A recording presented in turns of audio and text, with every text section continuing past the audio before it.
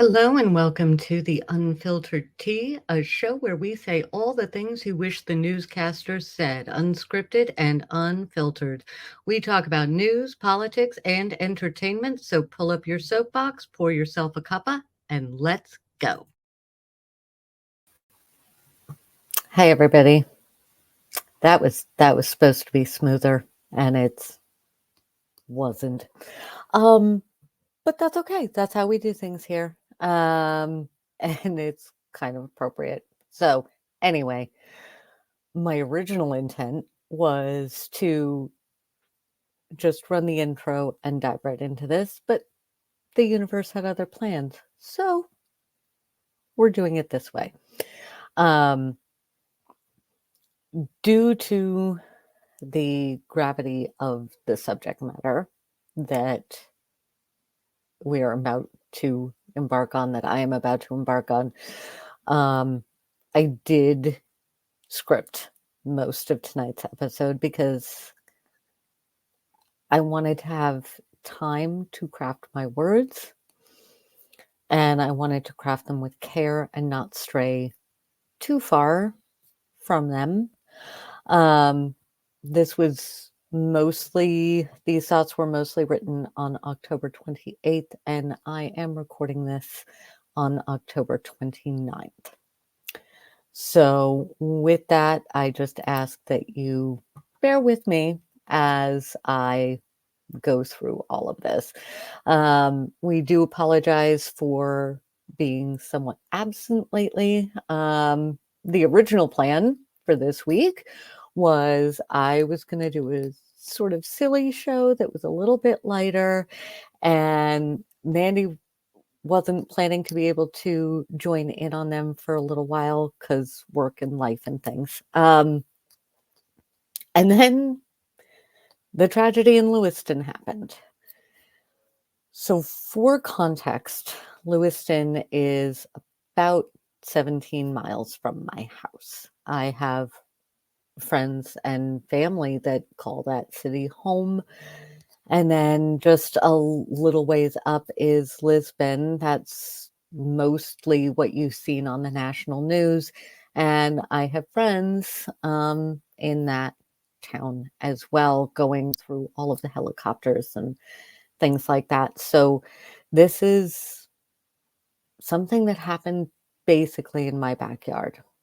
I'm lucky in the sense that I don't know anyone that was directly involved in any capacity in this other than folks being in their homes and dealing with all of this. So, but it's close.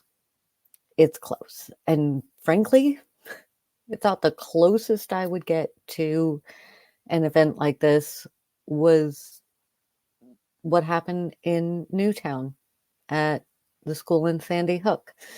We have a lot of friends who live or lived in Newtown at that time. And so for years with them, we have discussed the strangeness of the national media descending on your home and finding sound bites and images that can never tell the whole story. Headlines are written, hearts are shared on Facebook, and in a few days, the media will leave and we will be left to pack up the pieces with each other.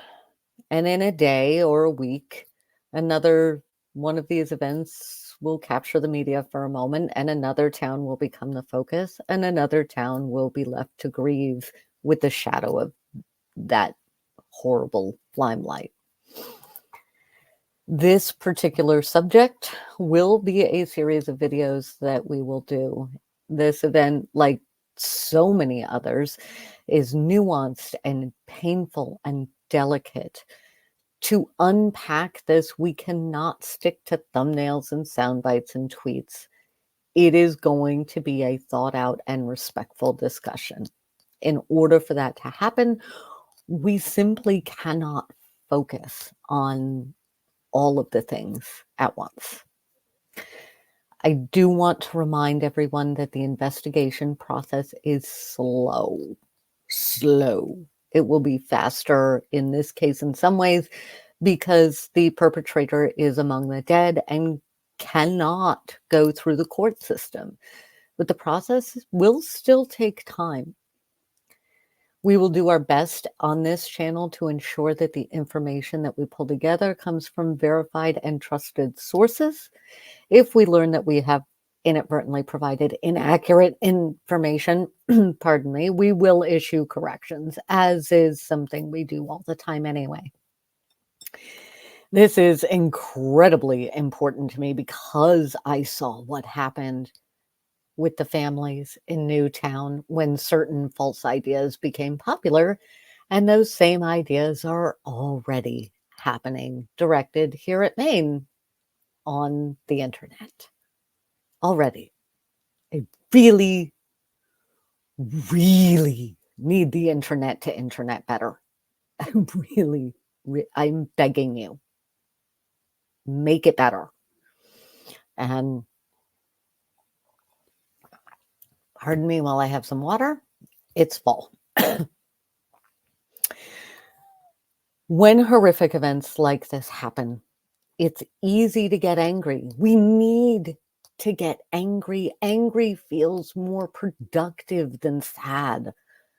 Unfortunately, we often want to be angry at someone, not something, not some faceless corporation or organization or groups of them. We don't want to look at the nuance, or maybe we can't look at the nuance. I mean, a trauma has just occurred, so our brains and our bodies tend to need a single thing or group to blame. I'm truly willing to bet that Mr. Card's family has spent the past few days fending off anger and death threats, and not, which doesn't give them any time to grieve because of some stupid notion that they don't deserve to grieve. They do deserve that room, and we need to give it to them. From what I've seen so far, we had warnings to prevent this. There are indications that possibly there was a cry for help, and if that's true, pointing our anger in a single direction is gonna be that much harder. An example of where it's a little bit easier is the Darrell Brooks case. He was alive. He clearly had no remorse. He used a lot of his per se defense to continue to cause pain to many of his victims, and we were able to see justice served. Ultimately, there's no real closure for the families of the victims, but there is, in that case, a very clear person to receive that anger, and it is justified as long as it does not cross certain boundaries. Whenever something like this happens and I watch the news, my mind automatically goes back to Romeo and Juliet. It's not really a play about stupid teenagers that need some serious therapy. It is instead a cautionary tale about what happens when we choose revenge. When Tybalt is slain and Lady Capulet falls on him shouting, "For blood of ours, shed blood of Montague," it's a call for revenge. And by the end of the play, just about everybody is dead, and the prince says, "And I, for winking at your discords, too have lost a brace of kinsmen. All are punished." And that's kind of what it feels like right at this moment. Right now in Maine, we have the hardest job in the world. Not the world. The rest of the world has gone completely mad, but it feels to us like we have the hardest job. I believe we can do this. I believe that any place that can invent democracy can do the hardest of things.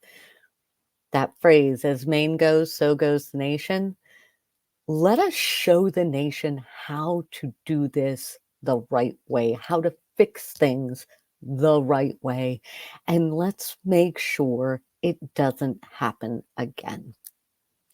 As we begin to pick up the pieces, let us set down our swords. Let us begin to talk to each other again.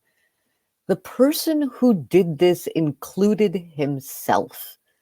He attacked himself as much as he went and attacked those other 18 people. His family, based on the information that I have at this time, has lost their son, brother, and father. And they must be included as families of the victims here. I am begging you, include them in your thoughts as well. We lost 19, not 18, and that's only the numbers we have so far. It's still, unfortunately, early. Now is the time to ask why instead of pointing fingers. It's not a whodunit, but it is a chance to show the world that if we talk and we listen, we can work together to find the answers to fix things, because we have to fix things. This cannot keep happening. And so in the coming weeks, Mandy and I are going to be looking at this case and our laws and how we can preserve rights and also save lives. Healing isn't going to be easy or fast, but if anyone can do it, it's us Mainers. As we begin this monumental task, I ask that all of us disagree with ideas, but don't use ad hominem attacks, and don't use personal attacks on anyone. Keep in mind that revenge begets revenge, violence begets violence, but empathy begets empathy, and compassion grows compassion. And we need empathy and compassion in these days. Don't dox people ever. Just don't do it. And don't send death threats. Do not send. I don't care what you think somebody is worthy of. Don't send death threats. Remind ourselves to be patient, because a good investigation is not always a fast investigation. And we need the facts. We do need the facts in this. Going back to Romeo and Juliet, a glooming peace this morning with it brings. The sun, for sorrow, will not show her head. Go hence and have more talk of these sad things. Let's show the world how to break the cycle, Maine. I believe in us. I do. We will be back soon with what we can pull together on this case, and we're going to start going through it piece by piece by piece. We're going to take time. We're going to take care. And in the meantime, hug the people you love. Always say I love you when you hang up the phone or you leave, because the fact of the matter is, we never know. We just never know. I'm not going to run the outro tonight because there's no need. This is a different time. It's been a weird few days. And so for now, I'm just going to say, take care of the people you love, and we will see you next time.